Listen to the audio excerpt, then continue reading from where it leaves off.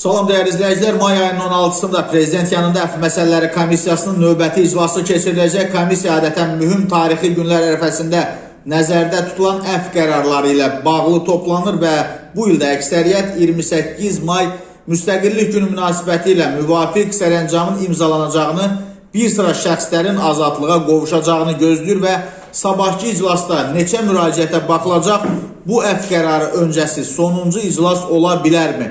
Qlobal Infoya hüquq müdafiəçisi əfv komissiyasının üzvü Əlməmməd Nuriyev danışıb və qeyd edib ki, sabahki iclas mümkün əfv sərəncamı üçün ilkin mərhələ kimi dəyərləndirilə bilər. İclaslardan sonra bütün rəylər Prezident İlham Əliyevə təqdim olunacaq, lakin sərəncamın nə zaman imzalanacağı ilə bağlı dəqiq tarix demək yanlışdır. 2025-ci ilin konstitusiya və suverenlik ilə elan edilməsi fonunda cəmiyyətdə əfv gözləntiləri artsa da, hər şey ölkə başçısının qərarlarından asılıdır və Nuriyev bildirib ki, bir qayda olaraq iclaslarda 100-dən artıq müraciətlərə baxılır. Bu dəfə də rəqəmin az olacağını düşünmürəm. Sabahki iclasın son olub-olmamasına gəlincə qərar komissiya sədri tərəfindən qəbul edilir. Nəticə məlum olsa da hər şey mümkündür. Xatırladaq ki, sonuncu iclas aprelin 23-də baş tutub. Bugünə qədər komissiyada 700-dən çox müraciətə baxılıb.